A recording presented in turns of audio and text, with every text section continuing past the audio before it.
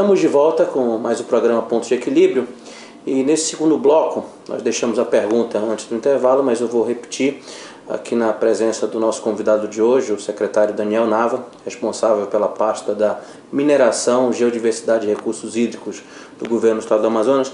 Daniel, eu queria que você esclarecesse para os nossos espectadores quais são as prioridades hoje nesta agenda, na sua pasta, para o governo do estado do Amazonas. Eu mencionei que nós temos um universo muito grande de frentes a serem trabalhadas: a silvinita, a cassiterita, a tantalita, a sílica, o nióbio, a ureia, o calcário. Bem, não há recursos para trabalhar tantas frentes, mas eu queria que você nos explicasse como é que tem sido feito esse trabalho. Bom, Marcelo, é um trabalho árduo porque é um estado continental. Então você tem muitas dessas frentes hoje conjugadas com áreas que têm uso restrito, seja uma unidade de conservação, seja uma área indígena. Isso é um ponto importante para depois a gente poder até discutir esse assunto. Mas eu acho que esse elemento mais importante que nós fizemos dentro das ações do governo foi estabelecer duas linhas prioritárias. Uma, a relação que nós temos hoje na produção de alimentos, tanto no estado, e a dependência de insumos agrominerais. Um desses insumos agrominerais é o calcário de uso agrícola para corretivo do solo. O estado importa 100% do que precisa, importa de longe. Não tinha um preço competitivo, ao ponto que o sul do estado, que tem um contrato de desmatamento zero, você só consegue fazer desmatamento zero quando você consegue manter em produtividade o solo. Você precisa de calcário. Então o que nós fizemos? Nós temos hoje duas opções importantes que estão sendo discutidas pelo estado. Uma, a saída pelo Parque Nacional do Juruena, de uma estrada que permita alcançar as áreas de calcário, onde nós temos um calcário para fins agrícolas na área do Rio Sucunduri.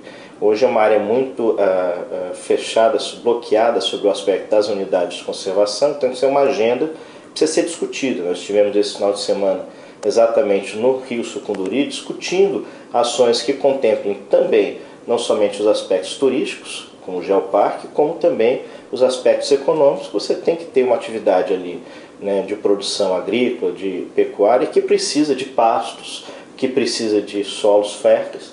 Isso é um elemento importante. E outro elemento que nós há algum tempo já vemos discutindo é a relação do potássio, ou seja, nós produzirmos aqui uma indústria de fertilizantes. Porque o gás natural nosso tem ureia, ou seja, tem o nitrogênio, que dentro do NP e o K, o N vem e pode ser produzido a partir de uma planta que venha da ureia. O potássio em si, né, o K, nessa relação de fertilizantes, dentro do NPK, ele tem uma área que sai desde Nova Olinda, ali, Borba, Nova Olinda, Altaz, se estende a quase o limite do estado do Pará. Então é uma área de mais de 400 quilômetros. É uma área muito similar aos grandes produtores de silvinita no mundo, que é Sasquatch, no Canadá, e os Urais na Rússia. Então você tem características geológicas e temos uma dimensão hoje de reservas hoje que o Brasil importa. Então, se o Brasil importa 92% do que consome, se nós tivermos ali, como estamos vendo o desenvolvimento das pesquisas, reservas que possam atender o nosso mercado, o Amazonas pode ser responsável de tirar aquela dependência do mercado internacional que o Brasil hoje possui. Isso equivale ao quê? A uma mesa, né, um custo de vida, particularmente na relação da alimentação para a nossa população, muito mais eficiente. E uma proteção também da floresta. Por quê? Porque se do Rio Madeira, ali na foz do Rio Madeira, nós conseguimos produzir, essa produção vai chegar pela hidrovia, tanto para Porto Velho quanto para Santarém, onde você tem as principais vias de escoamento, né, da produção de alimentos, pode retornar com esses navios, com esses caminhões, ou até com ferrovias que podem ser estabelecidas aí nos projetos de infraestrutura propostos. Você pode levar para as áreas hoje que produzem alimentos esse insumo, porque é tecnologia que nós estamos falando, aumento de produtividade, isso é tecnologia.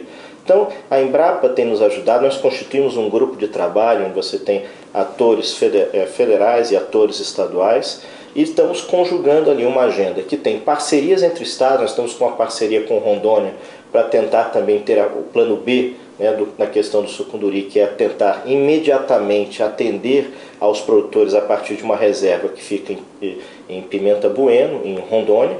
Então nós vamos conseguir atender com uma logística a um preço 50% mais barato do que se hoje é praticado na região. Nós estamos trabalhando em termos da qualidade para a gente ter realmente um calcário de boa qualidade. E o potássio, dentro de uma relação da produção de fertilizantes, pode fazer realmente do estado do Amazonas um elemento importante. E você pergunta, isso vai atender quanto do mercado nacional? Se nós tivermos as reservas hoje conhecidas na cidade de Nova Olinda e Itacoatiara, e as reservas agora produzidas, novas reservas, que é a Potássio do Brasil, uma empresa que vem apostando no estado, há pelo menos uns 3 anos, ele vem pesquisando, desenvolvendo pesquisas, já tem em torno de 120 milhões de toneladas. Potássio que também tem capital canadense. Canadense, tem capital inclusive de empresas locais, como o Grupo Fogás, como o Grupo Simões. Então é um grupo... Grupos dos mais tradicionais na região que estão apostando no setor mineral como um elemento a mais dentro das perspectivas hoje que você já tem dentro de serviços, comércio, a parte industrial. E apostam por quê? Porque tem uma tradição na área de logística, conhecem essa relação, porque qual é o diferencial dos nossos projetos minerais? É exatamente essa relação logística. Nós temos hidrovias que podem escoar. E nessa capacitação, nós temos ali algumas questões que precisam ser enfrentadas. Por exemplo, a questão do Pitinga hoje. O modelo Pitinga, da forma como ele é criado, ele produz 60% do estanho hoje consumido pela indústria brasileira, e desses 60%, esse material vai todo para São Paulo para ser beneficiado na Grande São Paulo e volta para ser consumido no polo industrial de Manaus. 10% da demanda que é produzida em São Paulo volta na forma de soldas nos nossos polos eletroeletrônicos e outros polos que utilizam a solda. A solda dentro da produção é o estanho, só que é o estanho beneficiado. Então, se nós pudermos aqui, como hoje estamos trabalhando, a relação do gás, a questão de energia, condicionar isso a novas matrizes, a novos clusters que possam surgir a partir disso, nós vamos ter elementos muito importantes atraindo ali indústrias de transformação mineral que podem não somente ficar vulneráveis nas questões fiscais, elas vêm porque estão próximas às minas, próximas às áreas que têm reservas. Assim nós estamos discutindo, por exemplo, com as reservas de argila que nós temos aqui no polo cerâmico. Existe um polo cerâmico na região metropolitana que já é reconhecidamente e atende todo o mercado da construção civil, mas ele é restrito a tijolos e telhas.